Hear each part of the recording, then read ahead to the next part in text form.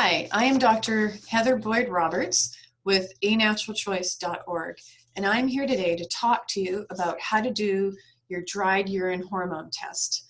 This is an ideal way of looking at the levels of estrogen, progesterone, testosterone, DHEA, and cortisol in your body. It'll not only show you your total cortisol output, but it'll also show you your circadian rhythm tendencies. It'll show you estrogens, all three forms, and how your body's metabolizing those. So if you are on hormone replacement, making sure you're not having your body go down a pathway that leads to increased risk of cancerous developments.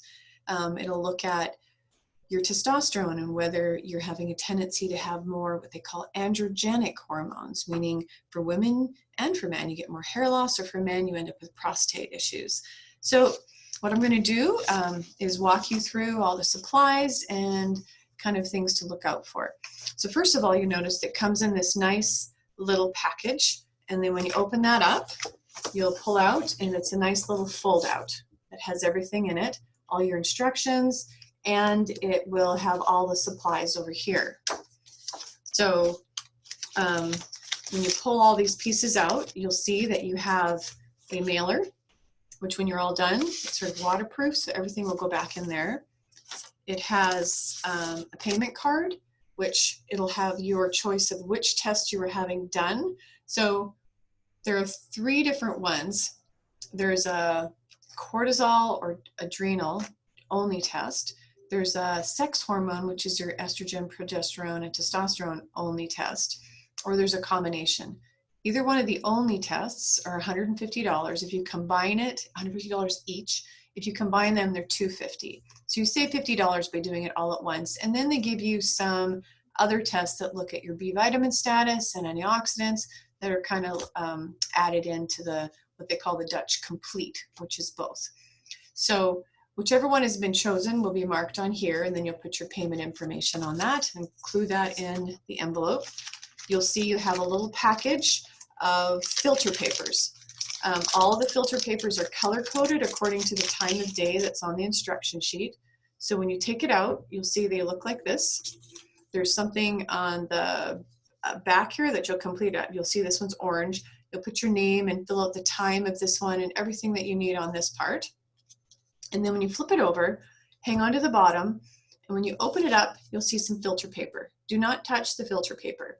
This is the part that you are going to soak with your urine at the time of day that they're suggesting on there. When you're all done collecting your sample, you'll set it on the counter to dry for at least 24 hours.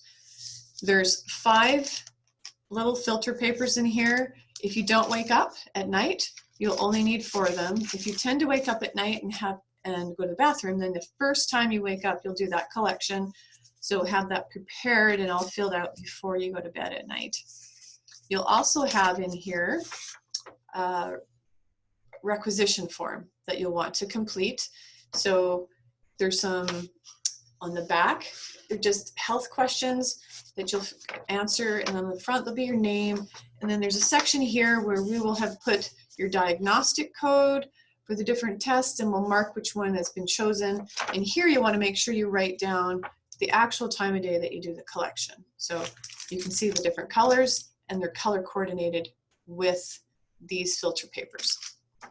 So then in your fold out, you will see that there's some preparation pages. So this particular very first part, there's going to be some, if you're doing the complete, where they are measuring both adrenal hormones and the sex hormones, and they're doing the add-on. There's some different foods like bananas and avocados and quercetin type supplements that you need to not use for 48 hours prior to the collection.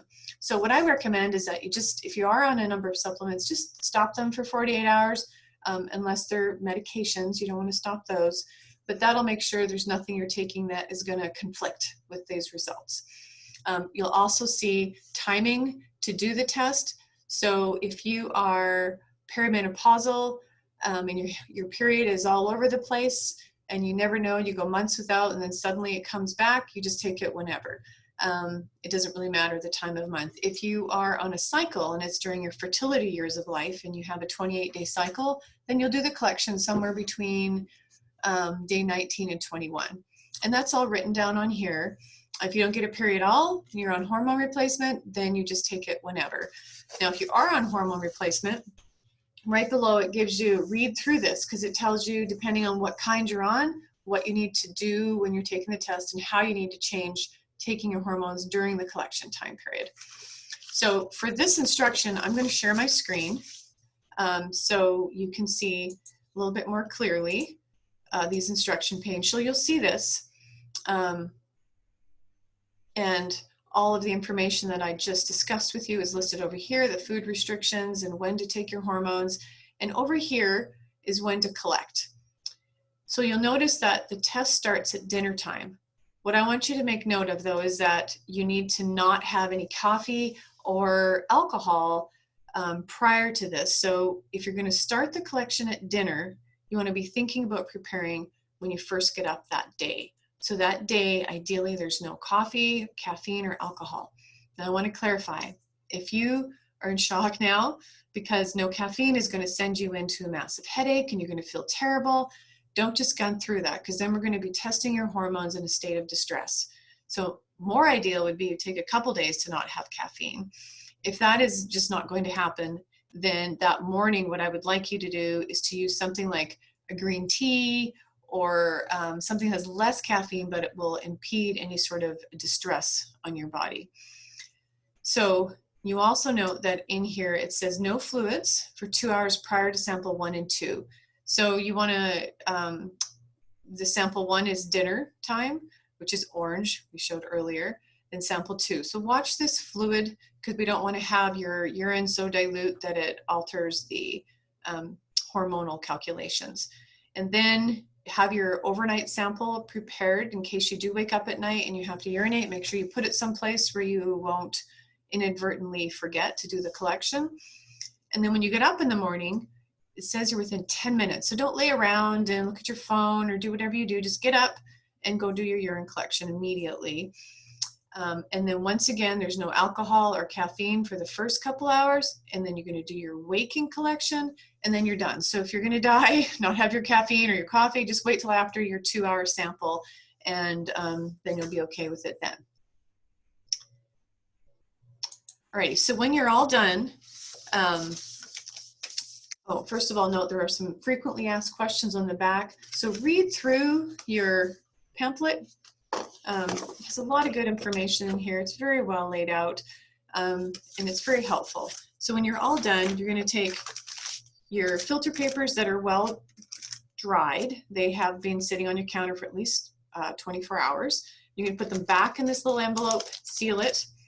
You're going to take your payment card, and you're going to take your requisition form, and it's all going to go inside this envelope. And they even tell you how many stamps you need.